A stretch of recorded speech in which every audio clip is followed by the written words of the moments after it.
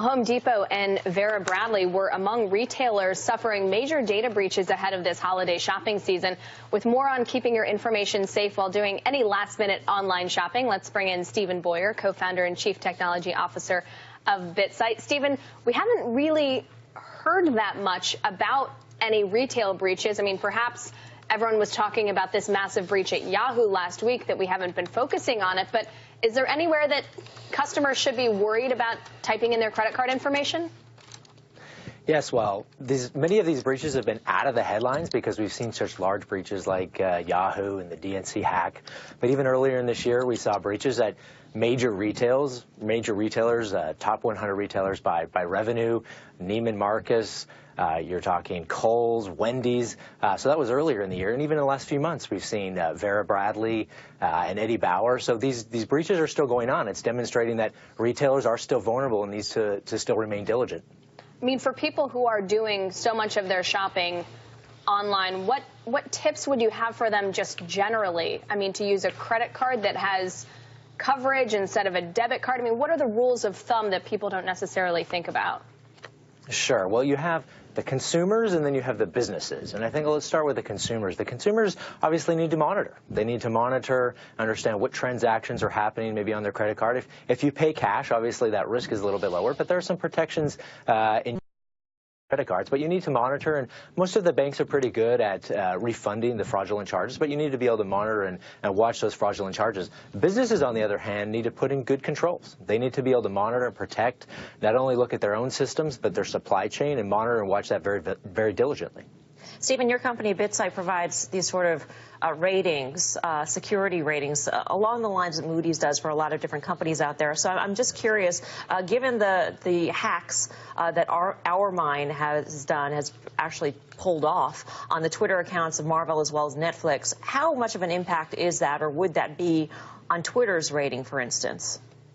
Well, so some of those impacts are really not something that the company can control. Like a distributed denial of service attack isn't really under the control of a company, so that's not a huge impact on their ability to execute and protect their systems, but it is an impact on their operations, right? And their ability for people to use that, especially has an impact in insurance, where somebody may have lost revenue from downtime, where you think about other controls that they need to put in place, such as good password control, multi-factor authentication. A lot of these breaches happen because somebody had a very obvious detail that they overlooked or a well-known vulnerability that was exploited.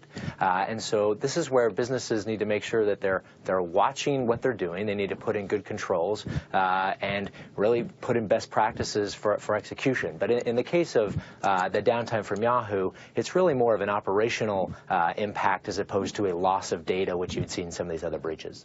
What are some of the highest rated businesses that you've seen, Stephen? Well, so the financial services has always been at the top. And when we see that, it's because they put in the best controls. They have a very good culture of risk management. When we see retail, it's really kind of in the mid-tier, where they're performing really kind of in the middle of the group of the different industries. It's interesting. There's a little bit of a have and have-not inside of the top 100 retailers by revenue have actually gotten better. We've seen that they have put in good practices and improved based on data and measurement that we can make at BitSight. But outside of that, you still see a lagging group where they, even though they're aware, and I think at this point, I think everyone's aware of the risks in the cybersecurity world, but they just hadn't had the wherewithal or revenue or capability to make the improvements that they need.